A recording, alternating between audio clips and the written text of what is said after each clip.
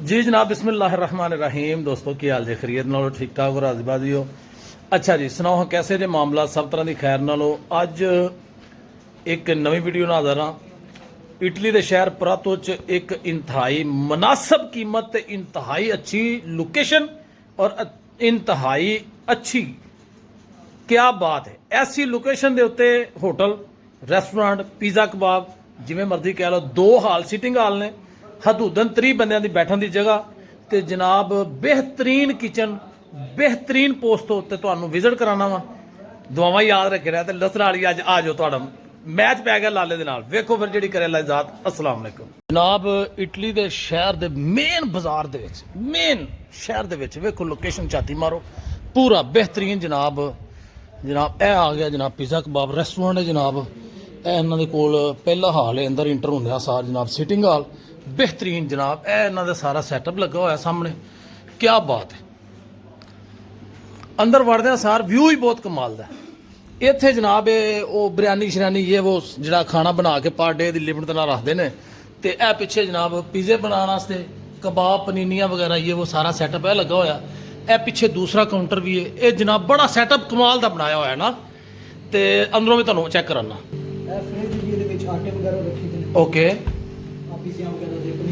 जी ठीक है बेहतरीन।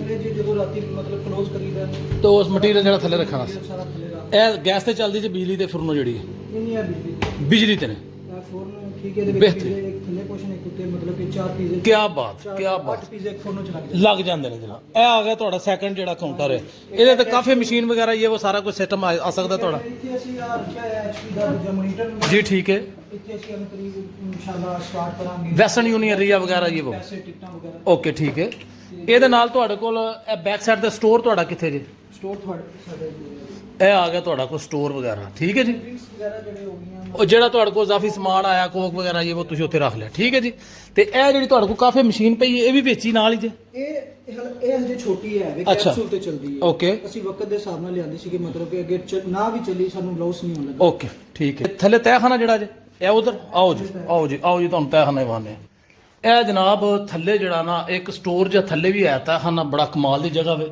यदि थोड़ी जी रिसर्फिंग होने वाली मरम्मत वगैरह करके बेशक बंदा थले सिटिंग वालियाँ वैसे रहन रूण वास्ते भी सैट रेस्ट करने वास्ते भी जगह बना सकता है। जगह बड़ी साफ जी है। स्टोर वगैरह भी किया जा सकता है। आओ जी माशाअल्लाह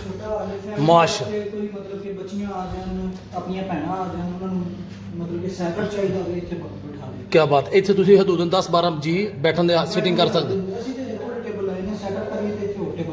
क्या बात बहुत अच्छे। किचन चेक कराओ जी अपना। ओ जी किचन जी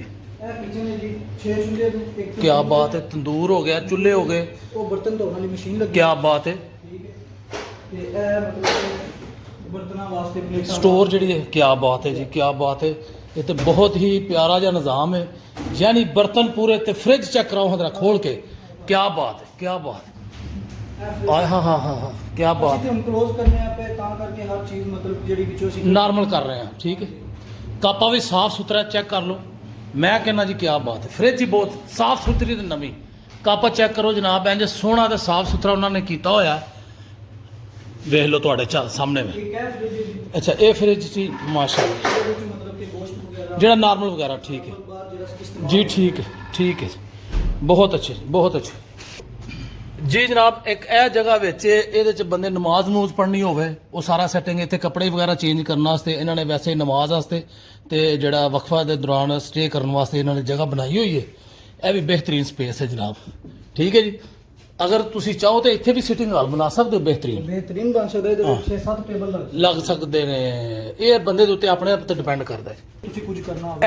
जनाब ए फ्रिज भी ये चलती हालत च या खराब नहीं चलती है। ये भी स्टोर एक छोटा जहा मैगजीन है जिसे कोई समान वगैरह रख सकते हो जी। तो दोस्तों ए जनाब टॉयलेट भी ने लेडीज एंड जेंट्स ने पहला तो लैता जनाब सीढ़ियाँ चढ़नियां ने सीधियाँ उन्होंने लेडीज एंड जेंट्स का निशान लगाया हुआ। चेक करो एक कैब है तो दूसरा है क्या बात बेहतरीन साफ टैला शैला बेहतरीन लगी हुई सफाई के नाल ठीक है जी। जेडे दोस्त लेना चाहन रब्ता कर सकते हैं जी। तो दोस्तों कैसी लगी जनाब ये वाली वीडियो जरूर दसना, लाइक भी करना शेयर भी करना है।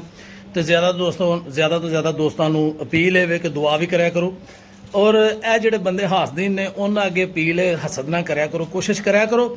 ਤੇ ਇਸ ਭਾਈ ਸਾਹਿਬ ਵਾਸਤੇ ਵੀ ਦੁਆ ਕਰਨੀ ਹੈ, ਜਿਹੜਾ ਬੰਦਾ ਇਹ ਕਾਰੋਬਾਰ ਵੇਚ ਰਿਹਾ ਉਹਦੇ ਵਾਸਤੇ ਵੀ, ਤੇ ਜਿਹੜਾ ਬੰਦਾ ਇਹਨੂੰ ਲਏਗਾ ਉਹਦੇ ਵਾਸਤੇ ਵੀ। ਜਿੱਥੇ ਵੀ ਰਹੋ ਅੱਲਾਹ ਉਹਦੇ ਰਸੂਲ ਦੇ ਤਾਬੇਦਾਰ ਰਹੋ। ਅਸਲਾਮ ਵਾਲੇਕੁਮ ਵਰਹਿਮਤੁல்லாਹਿ ਵਬਰਕਾਤੁਹ। ਖੁਸ਼ ਰਹੋ, ਆਬਾਦ ਰਹੋ।